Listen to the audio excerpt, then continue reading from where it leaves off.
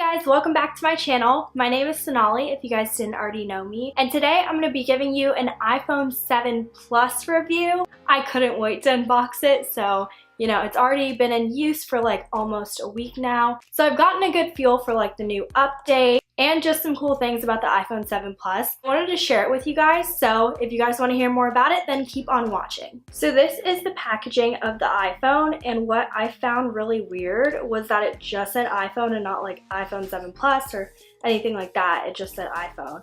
And then it has the picture of the phone, of course. I got rose gold. I had the 6S Plus and the rose gold too, so I didn't really want to stray away from that color just because I really liked it. And a good way of telling the 6S Plus and the 7 Plus apart is this dual camera back here.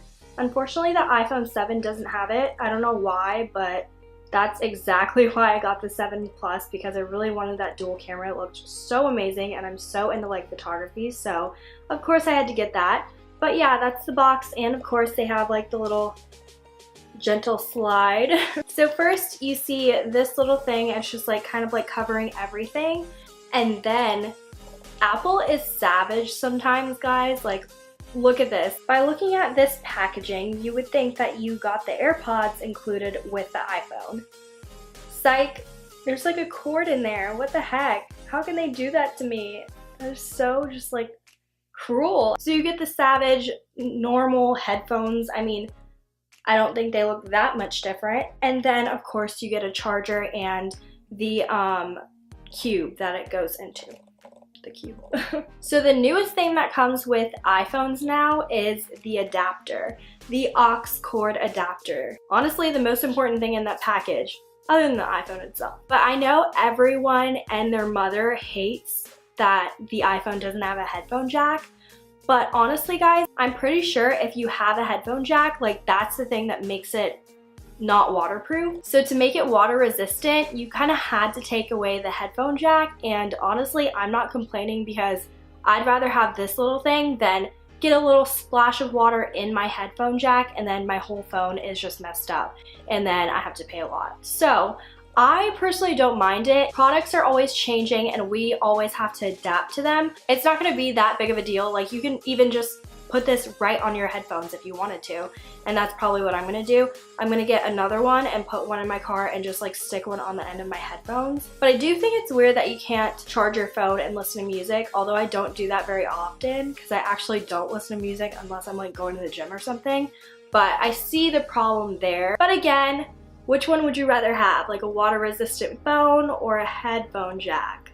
I'd say water resistant phone, but that's just me personally. So this is the iPhone 7 Plus, and obviously it's not that much different from the 6S Plus. And I actually noticed the girl in Sprint put a 6S Plus screen protector over my phone. But if you're wondering, can I use a 6S Plus case for the 7 Plus? The answer is no, unfortunately. The camera will be blocked a little bit. This is a 7 Plus case, so it's not blocked right now. But I did measure it with my other case and the flash would be blocked. So, I mean, if you don't care about a flash, I don't know. I didn't really put it on, so I'm not sure if like everything is gonna fit.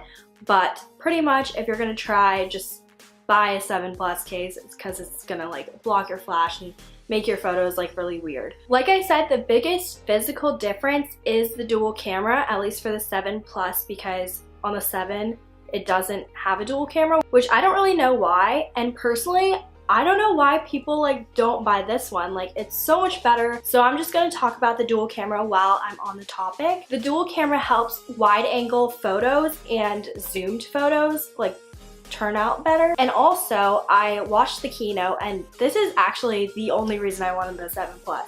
Okay, so apparently it's gonna be an update later this year, which I don't know why it didn't come with the phone. Like, that's so weird it's an update. When you see a really nice picture taken on a DSLR, you can see that the background's blurry. You can see that the lights are a little bit blurred and just like that really nice bokeh look. And that is what this is gonna do when that update comes out, which makes me so mad. I really wanted to like just play with it already. So it's gonna detect the subject and then detect the background as well, and then blur the background, which is gonna be so cool because that is like one of the reasons I use my camera, for the blurred background. I'm just so obsessed with it. So I'm so excited for that update, and if like the beta comes out, or I think that's what it's called, you can like download it for free and like test it out and be the testers. I really want to do that for that update because I want it now. So for the specs of the camera compared to the 6 Plus, the back camera has 12 megapixels compared to the 6 Plus, which was 8 megapixels. So that's a pretty big jump. And the front camera is 7 megapixels compared to the 6 Plus, which was 1.2 megapixels. That sounds really low. I don't know. I did have the 6S Plus, but I didn't have the 6 Plus. I'm not sure if they're like super different. As you can tell, I'm just really pumped about this camera, and the update just needs to get here already. Another big difference is the home button. It literally doesn't push in.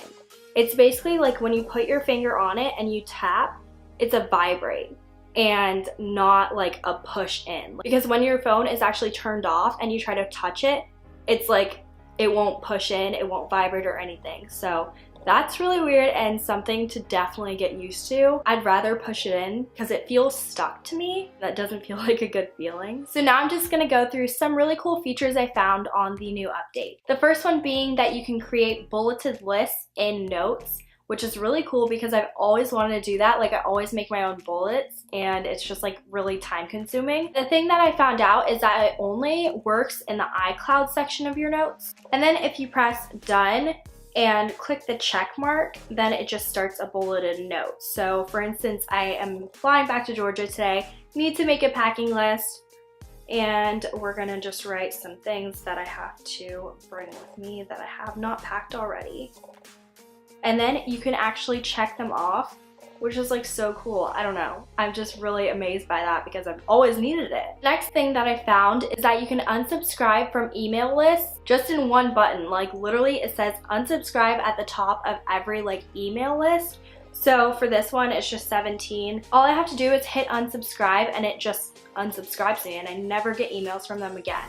It is so useful. Usually I have to scroll all the way to the bottom of an email and then click unsubscribe, go to their website, click another unsubscribe. It's just so many buttons, you know, but this makes it so much easier. So the update with the messages is probably one of the biggest updates that I have experienced. It's really messing with my head for some reason, but it's also really cool at the same time. So if you want to text something, you want to say hi, and hold down the blue arrow, and then you can send it with invisible ink.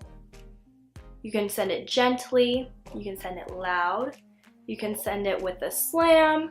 You can also click screen, and this is what I really like. You can send it with balloons, so if you were saying happy birthday, then you can send balloons with it. Or you can send it with confetti and lasers. This is probably my favorite because it's just so cool. Next, you can finally delete those apps that you never ever have touched in your whole entire life and will never ever touch. So for me, that would be like news, and if I wanted to read the news, I'd probably go to like a specific news app, so I don't really want to use that. Sometimes it's just like taking up space on your phone. Now you don't have to have that problem. Overall, I don't think it's incredibly different from the 6S Plus that I had, but I think once the camera update comes out, then it'll be a lot different just because of that camera. So if you're still thinking about getting this phone and you're upgrading from a 6S or 6S Plus, I would just wait till the next phone just because it isn't that much different. But if you are upgrading from anything else, then I do recommend it. If you guys have any more questions about it, then comment down below and I'll be sure to answer. Also, if you guys want a what's on my iPhone video, then make sure to give this video a thumbs up. I will see you guys in my next video. Bye guys!